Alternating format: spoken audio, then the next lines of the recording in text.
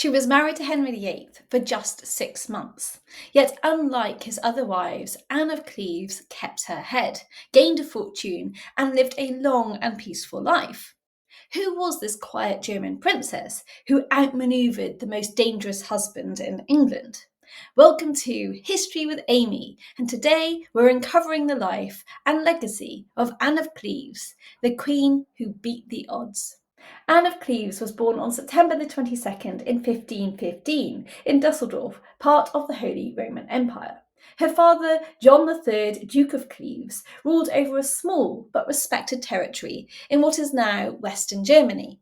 Anne had 3 siblings, a brother Wilhelm and 2 sisters called Sibylla and Amelia. Anne grew up in a court that emphasised piety, modesty, and domestic virtues over intellectual and artistic education. Unlike English noblewomen, she didn't learn to sing, dance, or play musical instruments, skills which were highly prized at the English court. But she was known to be virtuous, obedient, and deeply loyal to her family. After her father's death in 1538, her brother Wilhelm, who had strong Protestant sympathies, took over the duchy. This would become politically significant. By 1539, back in England, Henry VIII was politically isolated. He had broken with the Pope, declared himself supreme head of the Church of England, and dissolved the monasteries. England was vulnerable against a new alliance between Catholic France and Spain. Henry desperately needed allies, and his chief minister, Thomas Cromwell, saw a Protestant alliance as the key to England's security. And Anne of Cleves, the sister of the Duke of Cleves, was seen as the perfect bride to seal that alliance. Anne of Cleves was said to be pretty, but Henry VIII did not trust anyone's word for it, so he dispatched Hans Holbein the Younger, his trusted court painter, to paint Anne and her sister Amelia. When the painting was sent back to England, Henry approved. And here is that painting. It is now in the Louvre. In this painting, Anne is reserved and elegant.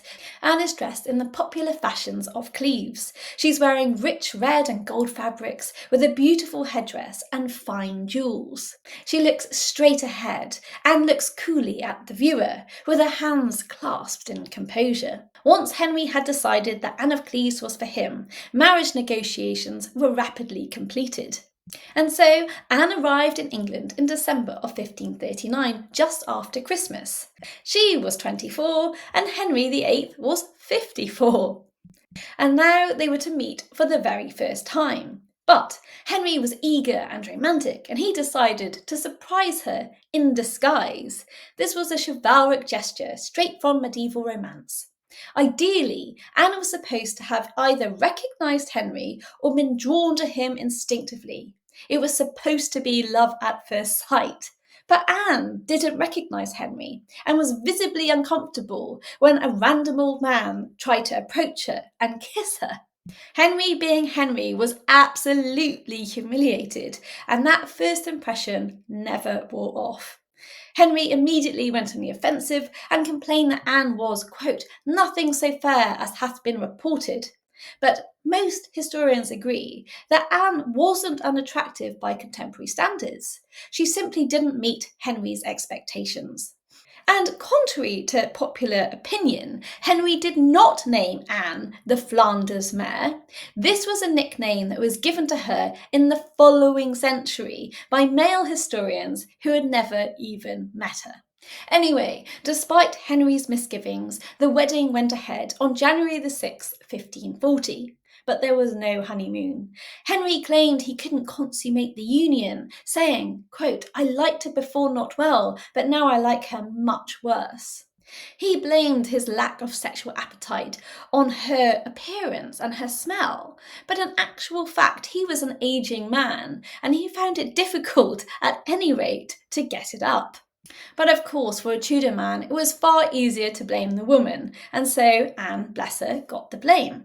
By June of 1540, Henry was absolutely desperate to end his marriage, and Cromwell, who had arranged the match, was rapidly falling out of favour. The political alliance with Cleves no longer seemed necessary, especially as tensions between Catholic and Protestant powers in Europe had cooled. Henry's lawyers tried their best to use the fact that Anne of Cleves had once been betrothed to Francis of Lorraine, but that was of no use. And so in July of 1540, Henry and other eyewitnesses testified to an assembly of archbishops that the marriage was non-consensual, at least on Henry's side, and unconsummated. Anne was not even invited to testify. In fact, Anne was only formally told of the annulment 3 days before its approval.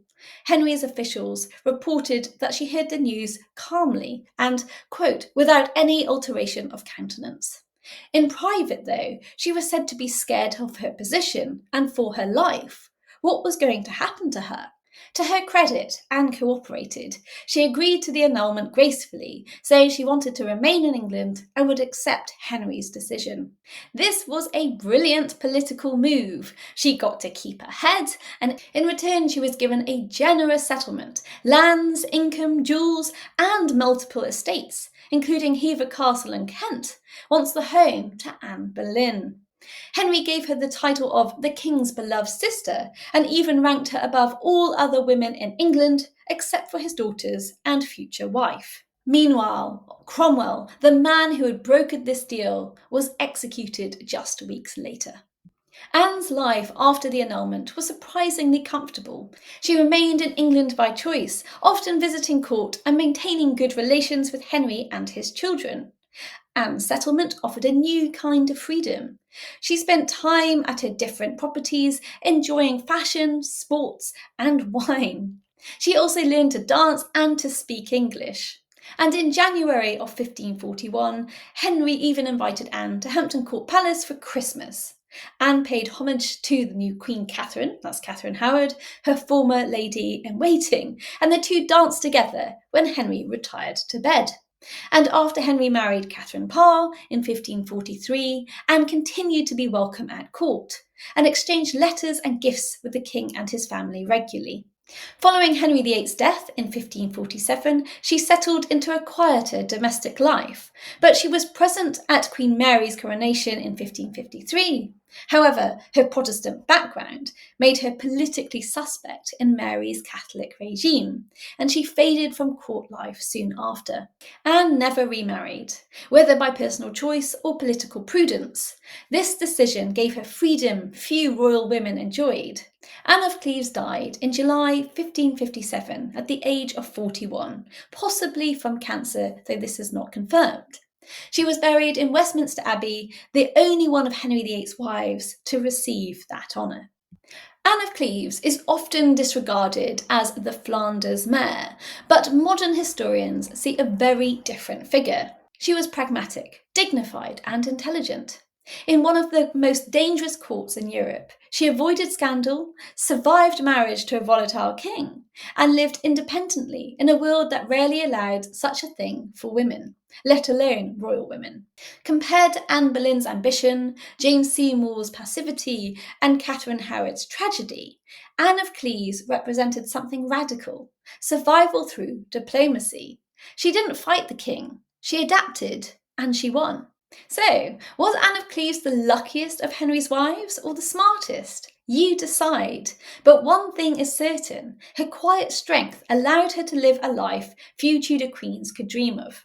If you enjoyed this deep dive, hit that like button, subscribe for more royal history, and tell me in the comments, what do you think of Anne of Cleves?